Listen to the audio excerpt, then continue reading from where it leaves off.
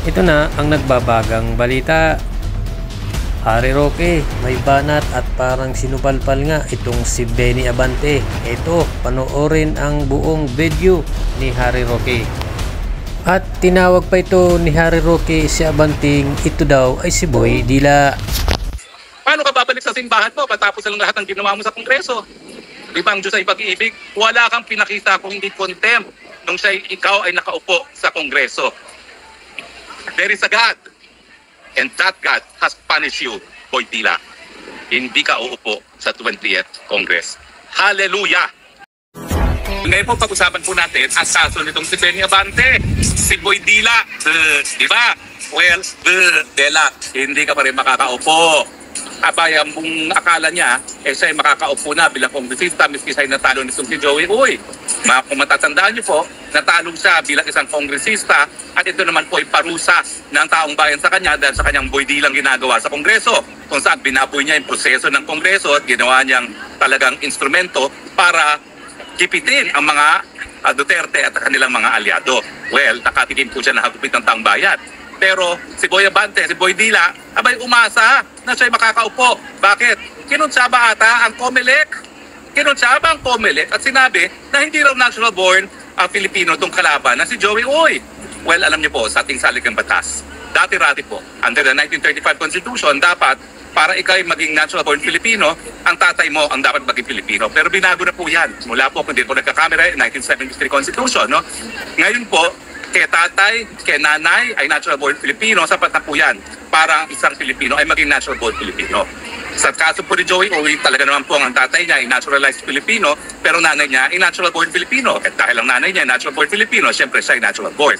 Pero nakapagtataka po, bakit po ang second, yung parang second, anong tawag doon, division ng COMELEC ay nagdesisyon na babaliwalain ang kanyang Certificate of Proclamation dahil daw po di umano sa pagiging hindi natural born. Kasi sa saligang batas natin, hindi sapat na ikaw ay Pilipino. Kasi po pwede kang maging Pilipino through naturalization, yung nag-a-apply ka no, sa hukuman o sa OSG. Kinakailangan talaga ang natural born ay meron kang dugong Pilipino. Kung ikaw ay, ang nanay mo o tatay mo ay Pilipino, whether or not married o hindi. Ang punto po is nakapagtataka kung bakit matapos maproklama si Uy, saka siya di-disqualify. Now, siyempre, hindi maalis sa isipan ng tao na luto ito. Bakit? Kasi nga, napakatinding aliado na administrasyon itong si Boy Dila. At siguro dahil siya matinding kaaliado na administrasyon, siyempre, napabura, no? Yan po iniisip ng marami. Ako po, hindi ko maintindihan. Kung talagang pinakita naman ni ni Joey Uy na siya, ang nanay niya ay natural born Filipino, talagang wala pong kaduda-duda. Simple lang po yan. Sa mga abogado, alam namin yan na hindi kinakailangan na tatay lamang ang maging natural born Filipino. So nakapagtataka po yung decision na yan kung totoo naman na ang nanay niya ay natural born Filipino. Wala pong basihan.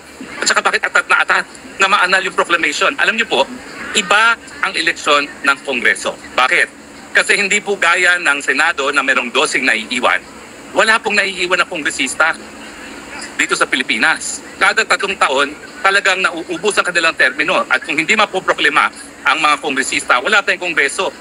Dahil nga po importante na magpatuloy ang gawain ng kongreso, dahil ang pinaka-importanteng gawain nila pagdating ng Hulyo ay yung pantao ng budget, nakasaad sa ating Omnibus Election Code na wala talagang tinatawag na pre-proclamation controversy ang mga kongresista. Ibig sabihin, yung mga dayaan, hindi po pwedeng makonsidera yan. Basta tuloy-tuloy lang ang bilang ng boto at kung sino ang pinakamalaking boto, siyang madideklarang panalo as kongresista. Kasi importante na sa lalong mabilis na panahon, maproklema yung mga nananalong mga kongresista. Otherwise, wala tayong kongreso na gagawa ng budget pagdating ng July. So nakapagtataka na bagamat walang pre-proclamation controversy ang mga kandidato para sa kongresista, nagkaroon ng ganitong kontrobersiya pagdating kay Joey Uy. Now, ang pagkakalam ko po, talaga naman pag ikaw ay nanalo na, proklama na, at hindi pa nag-a-assume ng opisina, meron pa talagang jurisdiction ng COMELEC, no? Pero, ang COMELEC dapat magdesisyon pagdating sa issue ng citizenship sa hiwalay na aksyon na tinatawag na co-waranto.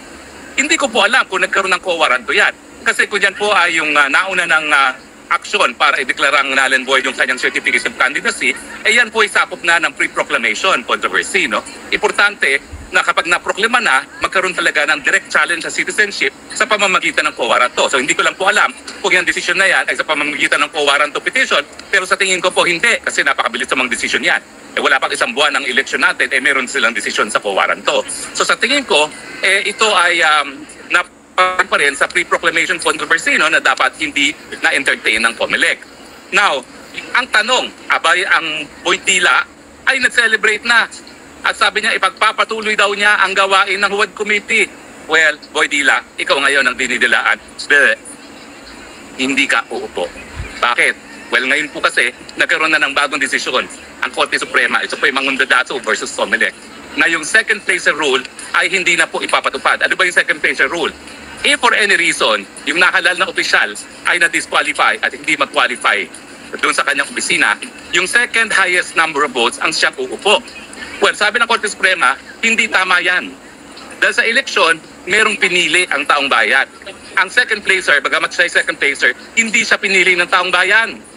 So ang talunan, full stop, hindi po pwede na siya'y mapoproklima kung madi-disqualify yung naproklima. Lalong-lalo na kung ang posisyon ay kongresista, kasi nga importante yung pagkakaroon ng mga kongresista, no? Otherwise wala tayong budget. So ito pong decision nito ay ito po ngayon ang applicable kay Boydila. Bagamat nagdidiwa na si Boydila na akala niya babalik siya sa Kongreso at mga api na naman siya sa HUAD Committee, hindi, Boydila. Buti nga, belat. Hindi ka uupo dahil dito sa bagong desisyon ng Korte Suprema. Ang sabi ng Korte Suprema, ang binoto ng taong bayan, yung pinakamataas na boto. Kung if any reason, matapos magproklima, hindi siya makaupo, magkakaroon ng vacancy. Kinakailangan, kung maghalal na naman ng taong bayan ng bagong kandidato o bagong kongresista pagdating dito nga sa kaso ni Joey Uy. Sabihin nating matalo si Joey Uy sa M-Bank kasi mula doon sa second division, mag-motion for reconsideration naman yan at dadalhin sa COMELEC, no? Pero ako naman naniniwala na karamihan naman, if not all of them, hindi, karamihan pala, may isa dong non-lawyer, no? Ay abogado, alam naman nila na kapag ang nanay natural born Filipino pa rin yung anak. Pero if for any reason, hindi mabago itong desisyon nito at masustain na pa yan ng Korte Suprema, ang realidad, hindi uupo si Boydila. Kasi Boydila, kinakailangan, ikaw ang nanalo bago ka makaupo. Ikaw ay natalo. At ang sabi ng Korte Suprema, hindi mabubura yung pagkatalo, miski pa ma-disqualify yung nanalo. Ang solution dyan, magkaroon ng special election. Pero ang number 2, hindi uupo. Alam niyo po, kahit saan yung tignang anggulo, meron pa rin katarungan. Si Boydila na ginamit ang ating Kongreso bilang isang institusyon para instrumento ng pagigipit sa mga taong gaya ko. Ayun, sinuka ng kanyang mga constituents, matapos masuka, parang gumawa ng paraan na siya ang manalo. Kasi hindi ako mapaniwala na on its own, yung COMELEC ang nag-disqualify kay Joey Uy. Sigurado ko na siya mismo ang nagsampa ng disqualification. Pero yun nga, kung ako naman, sinuka na ako na aking mga constituents, hindi ko na pagpipilitan ng sarili ko, di ba? Ang sama naman nun, gahaman talaga sa kapangyarihan. May pagkakapal. Pero yun nga po, no, sinuka na siya at ang gusto pa rin niya ay siya pa rin ang umupo. Well, sorry ka na lang. Ang tawag dyan, karma. Karma, dahil hindi ka naging tapat sa iyong tungkulin. Ang trabaho ng kongresista, tagagawa ng pulisiya. Ang trabaho ng kongresista, bigyan ng solusyon ang problema ng kagutuman, ng mababang sweldo, ng kakulangan ng trabaho, at saka ang peace and order. Hindi trabaho ng kongresista na manggipit ng mga kalaban sa politika. Karma talaga yan. Lalong-lalo na sa isang tao na nagpapanggap na siya ay anak na isang ministro ng Panginoon. Yung mga kabastusan na ginawa mo sa akin at sa ibang tao sa Kongreso, yan ba'y gawain ng Kristiyano? Kapwa Kristiyano pa naman kita. Ano ba yan? Ewan ko ba sa pagdadasal ko hindi ko nga maintindihan bakit nagkaroon ng Kristiyano gaya mo. Kasi baka isipin ng maraming nanonood sa'yo na lahat ng Kristiyano gaya mo. At saka ano ba yung dila-dila mo pa? Hindi ko maintindihan, pahubad-ubad ka pa padila-dila, yan ba'y gawain ng isang ministro ng Panginoon? Kaya ka naman at hindi man ako natataka na dahil dyan, bokya ka ngayon at ikaw ngayon ay ordinaryong mamamayan. Bagamat ikay nais na makaupo, hindi mangyayari yan. Kahit anong lakas mo pa sa tambaluslos, magsanib puwersa pa kayo, bokya ka na.